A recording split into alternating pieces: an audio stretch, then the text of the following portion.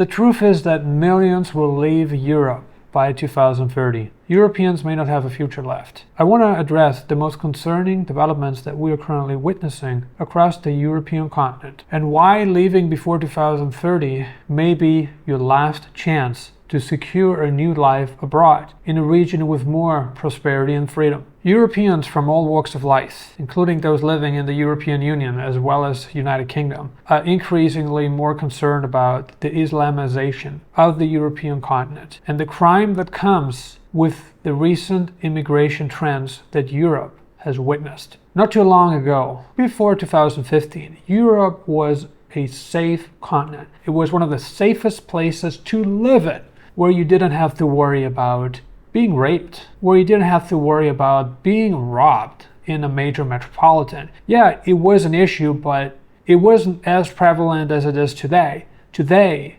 violent crime is more common in Europe than ever before. If you are a mother or father living in Europe, you certainly are concerned about your children's safety. But we're seeing across the globe, especially the recent gang rapes, focused on minor children, on little girls and boys, helpless people, the weakest people in our society. We can clearly see that Europe is in big trouble. The government of Europe should do the best they can to protect its weakest links. And it's the duty of our authorities to protect our most sensitive groups, our children. Nowadays, if you're a parent in the EU or United Kingdom, you have to think twice about allowing your children to leave home at night or even during the day. It can happen anywhere. These violent crimes that are committed against European children really prove the failure of the current administrations that are in power and how illegal immigrants are more protected than native citizens. It's saddening to see one of the more recent stories of a 12-year-old Austrian girl that was raped by 10 illegal immigrants, and how the Austrian justice system found those 10 illegal immigrants not guilty of committing the crime. Austria's justice system is broken, but so is the justice system of the United Kingdom, Germany, France, Holland, and many other countries. This is a very concerning trend that's happening, and it's affecting children throughout Europe. The fact that we even have to discuss whether a sexual act on a minor child is legal or not clearly shows the twisted times we're living in today. Something that's perceived as common sense now has to be debated and fought for. Something that was completely unimaginable just a few short years ago has become the norm in many EU countries and the United Kingdom. Even if you're not worried about the Islamization of Europe, home ownership has become a distant dream for many Europeans. If you want to own an apartment, condominium, or house in many major European metropolitans, you're now looking to pay anywhere from 5,000 to 10,000 euros a square meter, which of course makes home ownership totally unrealistic for the average working class person.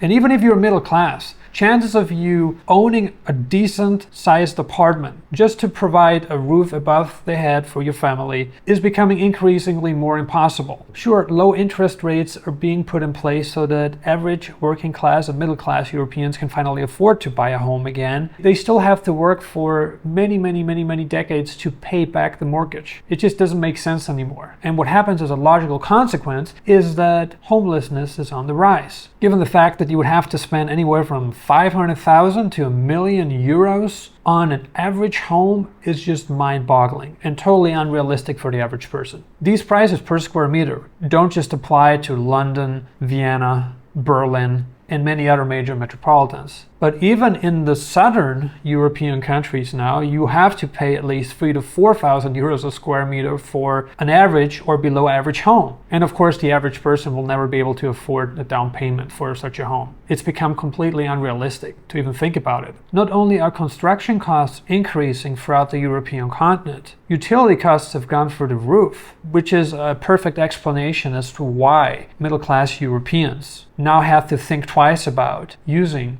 electricity. Utilities have become a luxury expense for many middle-class Europeans. Of course, if you're wealthy, this might not affect you that much, but it sure affects the working and middle class. One of the more irreversible trends that we're seeing across Europe, including the UK, is of course the lack of work opportunities. With the outsourcing of manufacturing to the East and many emerging countries worldwide, jobs are gone. Europeans can no longer work in certain sectors because they no longer exist, or they're heavily regulated, or it's so bureaucratic for an entrepreneur to start a business that they don't even do it. They move their business abroad and don't even think about hiring locals. And of course, if you add high taxation, we're talking high corporate taxes, high personal income taxes, on top of the equation, we can see why starting a business in Europe is a lost dream at this point. The only way for Europe to reverse the course the continent is on is by removing bureaucracy, lowering taxes, and bringing manufacturing back home.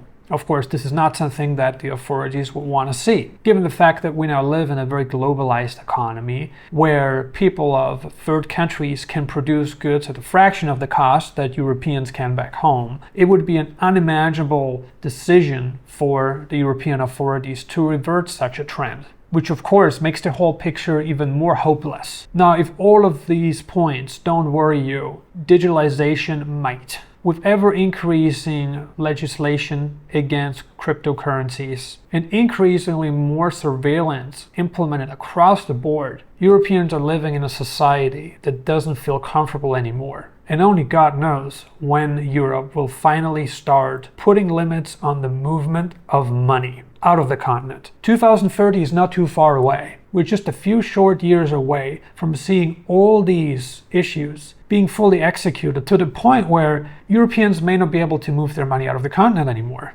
And if that's you, if you're in Europe, you might be stuck with your money in Europe. There's not much you can do about it. The loss of control within Europe's population, which is of course orchestrated by the digitalization of currency and IDs, it's going to become increasingly more difficult to establish a life abroad. And if you take into account the ever-changing visa policies abroad and how emerging countries are becoming more picky with who they let in and who not, it's probably not too pessimistic to say that we just have a few short years left to make the move. Now, all of the points that we just addressed here, what this really leads to is, of course, a decreased quality of life that you have no control over anymore. With the European skill set that you bring to the table, with your European work ethic, and especially your finances, you may now start a new life abroad that opens the doors to more freedom, prosperity, and most importantly, peace of mind. And let's of course not forget about the safety of your family. That's increasingly more important to resolve. Now, there are countries in the emerging world that openly welcome you with an EU passport or a UK passport. Now, these countries are specifically located in the western hemisphere of the planet, to be precise in Latin America, countries with a proven track record of giving European immigrants full reciprocity and civil and property rights, something that is totally mandatory for your establishment abroad. While it is true that establishing yourself in the Far East or even in Africa